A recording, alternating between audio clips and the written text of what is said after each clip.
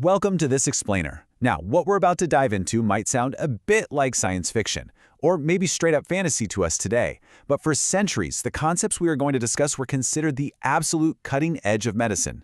Today, we're unpacking an advanced clinical textbook on medical astrology, and we'll explore exactly how ancient practitioners mapped the cosmos directly onto the human body. We're going to look at how they integrated celestial archetypes with human pathophysiology, diagnosis, and therapeutic practice. It is just a deeply fascinating journey into one of the most intricate and honestly oldest healing traditions in recorded history. Just think about that for a second. We're starting off with a pretty heavy-hitting quote from Hippocrates himself. The guy known as the father of modern medicine essentially argued that a foundational understanding of the cosmos was an absolute prerequisite for understanding human health. For ancient physicians, stretching all the way from the temples of Memphis to the medical schools of Montpellier, the human being just wasn't an isolated entity. The body was seen as a microcosm, literally a living mirror of the vast macrocosmic order above. Now, before we get too deep, there's a super important distinction to make. This textbook firmly positions medical astrology as a traditional, complementary, interpretive framework.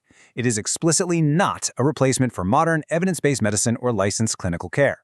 Our focus today is on understanding the historical philosophy, uncovering their incredibly intricate diagnostic logic, and exploring the fascinating systems these early doctors used to make sense of the human body way before things like MRIs or blood panels even existed. All right, here's our game plan for today. We'll cover the roots of medical astrology, mapping the cosmic body, diagnosing the natal chart, timing and celestial cycles, and finally, integrative cosmic therapeutics. Let's get into it. Section 1. The Roots of Medical Astrology. You see, the absolute authority of this medical system didn't just pop up out of thin air overnight. It was built on centuries, millennia really, of rigorous empirical observation. We're talking all the way back to 1595 BCE, with Babylonian clay tablets meticulously tracking correlations between planetary stations and epidemic outbreaks. This accumulated knowledge then moves through the Greek synthesis with Ptolemy and straight into the Islamic Golden Age. There, brilliant minds like Ibn Sina used it as a standard diagnostic tool, right alongside checking a pulse or taking a patient history. By the time we hit the Renaissance with William Lilly in 1647, the system was incredibly robust. Its power came from generations of careful, documented clinical observation. Moving right along to Section 2, Mapping the Cosmic Body. So the foundational blueprint for these ancient docs was the classical humors. Think of these humors as basically a patient's baseline operating system. It dictated how they processed literally everything, from the food they ate to their emotions. On one side, we have the choleric constitution. It's deeply tied to the fire element, so hot and dry. This operating system governs the metabolic rate, digestion, and inflammatory cascades, mapping really closely to the liver and gallbladder. On the flip side, we have the phlegmatic constitution. Tied to the water element, it's cold and moist. This one rules the fluid matrix of the entire body, mapping to the brain and lungs. So a patient with this baseline might naturally be more prone to mucus conditions or feeling mentally sluggish. Understanding these baseline temperaments was always step one in an ancient clinical interview. And it gets wilder, because the zodiac was quite literally mapped onto the patient's anatomy from top to bottom. Historically, this systematic mapping was known as the doctrine of parts. Notice Aries at the very top there? It's associated with the head and brain, possessing a naturally hot and dry constitution. This meant a patient with strong Aries placements was inherently vulnerable to things like migraines or severe fevers.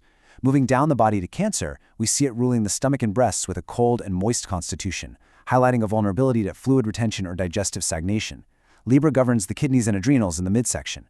And finally, tracking all the way down to Capricorn, which rules the skeletal structure, the bones, knees, and teeth.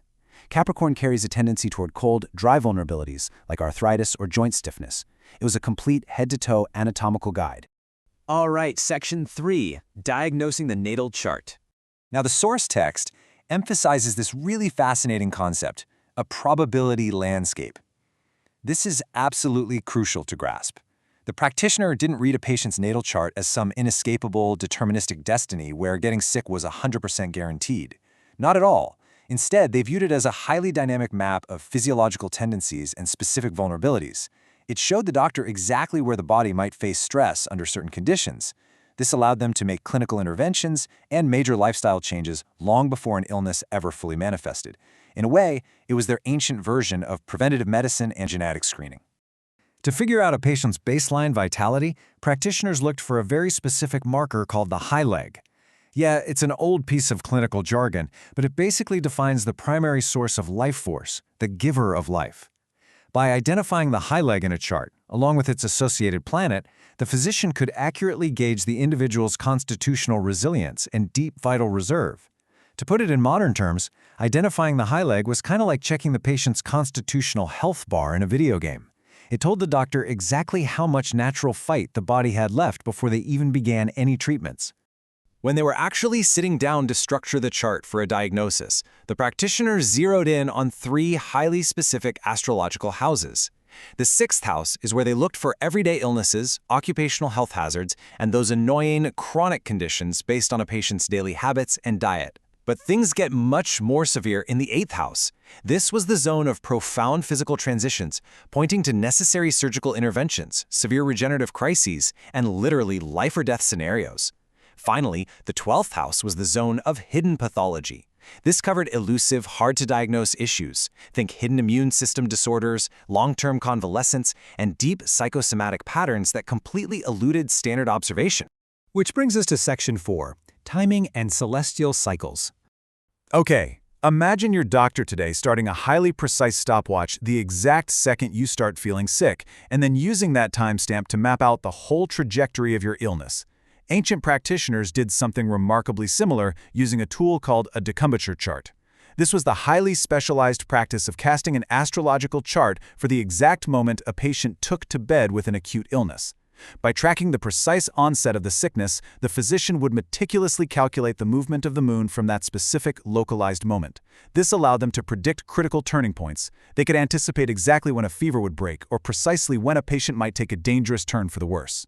They were absolutely convinced that lunar cycles directly affected fluid dynamics inside the human body, sort of like how the moon controls the ocean tides, right? During a full moon, the belief was that this marked the absolute peak fluid tide in the body.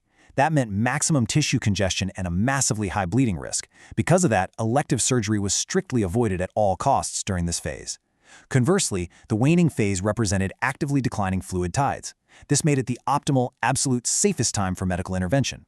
Whether it was for cleansing, eliminative therapies, or major surgery, the risk of uncontrollable bleeding and fluid retention was thought to be entirely minimized. And finally, Section 5, Integrative Cosmic Therapeutics. So, we've got the diagnosis and the timing nailed down, but how do they actually treat these imbalances?